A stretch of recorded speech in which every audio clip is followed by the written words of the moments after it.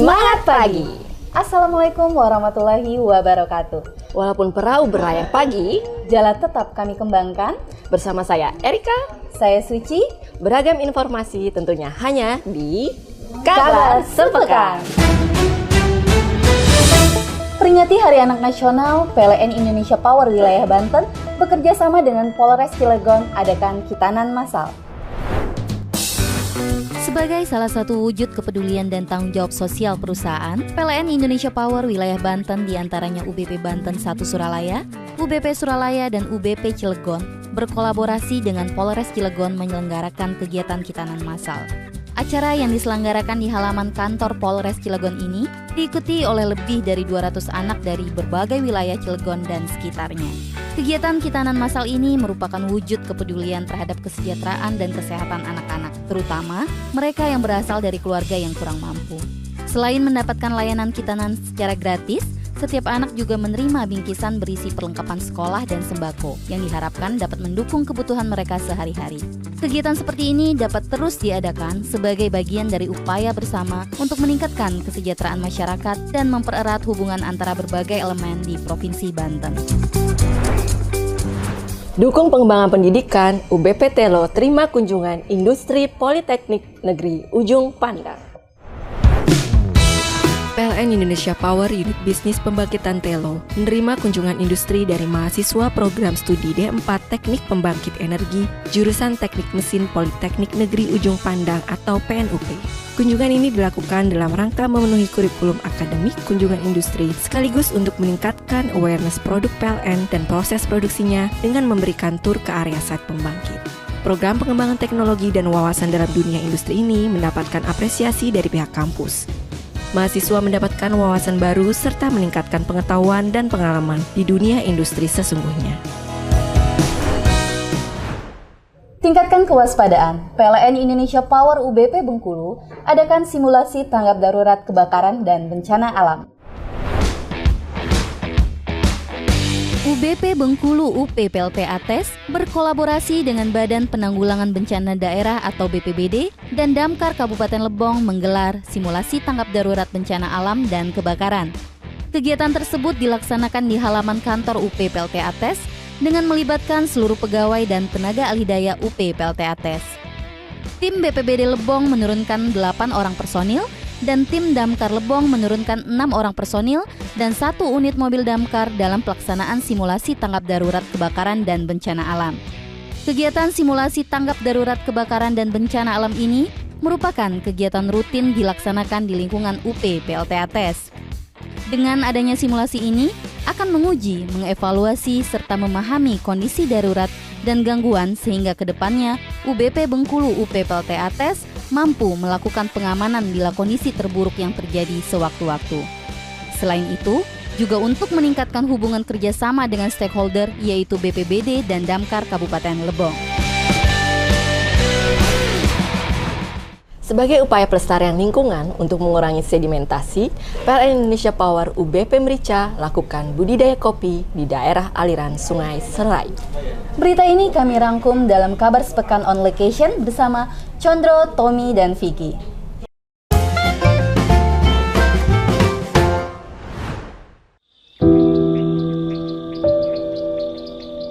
Kenapa kopi? Karena laksana tinta kehidupan yang pekat, merangkum perjalanan panjang dari biji hingga tegukan. Ia adalah metafora waktu yang diseduh, pahit manis yang berkelindan, bak suka duka yang kita cecap.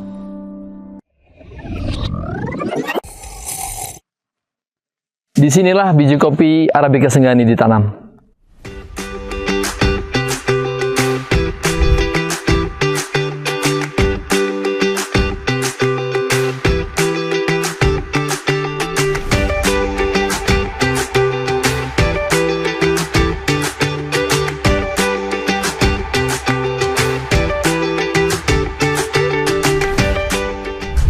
Halo kawan PLN IP, hari ini kami bersama Dirjen PPKL KLHK Republik Indonesia, Senior Leaders PLN IP, dan stakeholder terkait.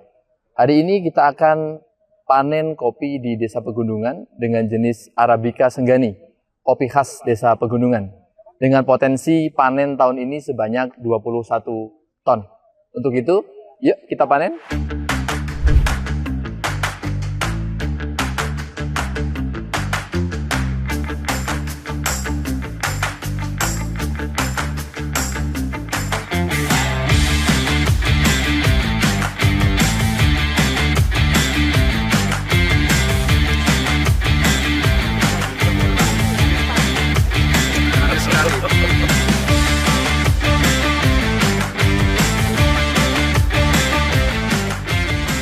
Kopi Arabica Senggani ini dikenal oleh para ahli dan penikmat kopi sebagai varietas Arabica yang mempunyai cita rasa manis seperti gula aren.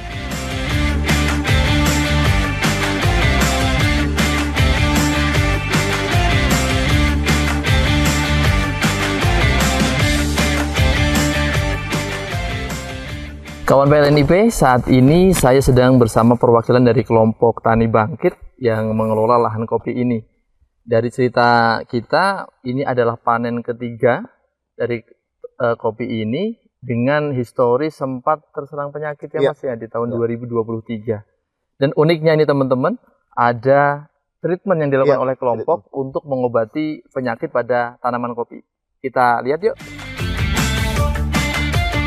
Oh, jadi ini Mas Imam, treatment yang dilakukan oleh kelompok petani untuk penyakit ya. Mungkin bisa dijelaskan Mas Imam, ini seperti apa? Ya, jadi ini treatment untuk penanganan penyakit kopi. Ini masih ada beberapa pohon. Nah, ini salah satu pohon yang masih berpenyakit. Ini menggunakan sistem injeksi, kita menggunakan infus. Ada 4 macam, ini 4-4-nya berbeda. Yang pertama ini POCH, yaitu pupuk organik cair hayati yang sudah dibikin, kemudian dimasukkan. Kemudian yang kedua ada Trichoderma. Ini untuk mengatasi layu fusarium, ada bakteri Trichoderma. Kemudian ini ada Bevaria bassiana, yaitu jenis jamur untuk menjadi insektisidanya, yaitu insektisida organik. Kemudian yang ini air, karena ini musim kemarau, ketika kering terjadi kekeringan, jadi tetap ada tambahan air agar nutrisinya bisa diserap oleh kopi tersebut dengan maksimal. Oke Mas Imam, kita lihat-lihat lagi yuk. Ya, siap.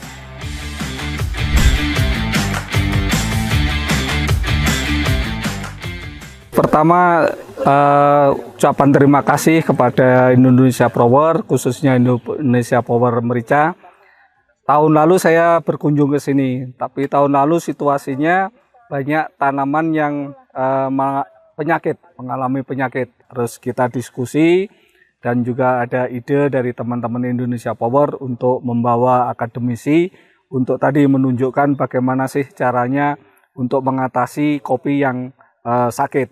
Dan udah ditunjukkan juga tadi ada infus, kemudian juga ternyata setelah dilakukan infus, dilakukan pengobatan, produksinya yang rata-rata di sini ada sekitar 6 kilo per pohon menjadi 14 kilo per pohon. Jadi ada kemajuan. Dan tentu kita berharap ini Bu Murti sebagai lokal hero ini juga dicontoh oleh komunitas-komunitas yang lain. Sehingga masalah esensial, masalah pokoknya adalah mengurangi sedimentasi dari das rayu ini dan juga mengkonservasi tanah, mengkonservasi air bisa dilakukan menjadi kegiatan yang bersama-sama. Baik, kami mengucapkan terima kasih yang sebesar-besarnya terhadap Kementerian KLHK atas bimbingan maupun masukan dan support dari KLHK sehingga kami unit binaan di sini petani kopi bisa berkembang dengan lebih baik. Program ini berhasil didukung oleh banyak pihak, terutama Pentahelix, sehingga kita bisa menerapkan pola tanam budidaya kopi lebih baik lagi. Dan sekali lagi terima kasih kepada KLHK. Oke, baik, pertama kami ucapkan terima kasih Pak Dirjen dan jajaran sudah hadir. Ini adalah wujud nyata dari kami pengelola pembangkit listrik yang ada di Merica agar konservasi lahan, rehabilitasi lingkungan itu berjalan. Dan pilot projectnya adalah Desa Pegunungan. Terus kami support. Tadi Bu Kades menyampaikan harapan-harapan, kami akan kolek itu kemudian ke depannya terus kita akan kerjasamakan agar daerah hulu itu semakin terawat lingkungannya dan tidak menghasilkan erosi di waduk Becakek.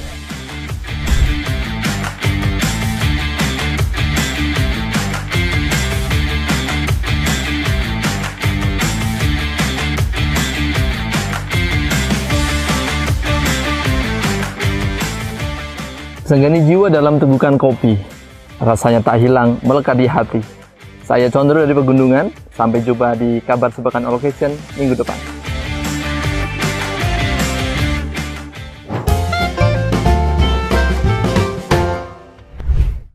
Wah, aromanya sampai sini ya, Ci? Iya nih, jadi pengen ngopi deh. Yuk ngopi, kopi apa? Nah, kita mau minum kopi dari Mitra Binaan UBP Merica. Kira-kira apa ya namanya? Bagi yang tahu, tulis di kolom komentar. Yang benar akan mendapatkan hadiah menarik. Berita tersebut mengakhiri Kabar Sepekan kita pada hari ini. Saya Suci dan saya Erika. Pamit undur diri. Sampai jumpa di Kabar Sepekan edisi selanjutnya. Salam energi Opting.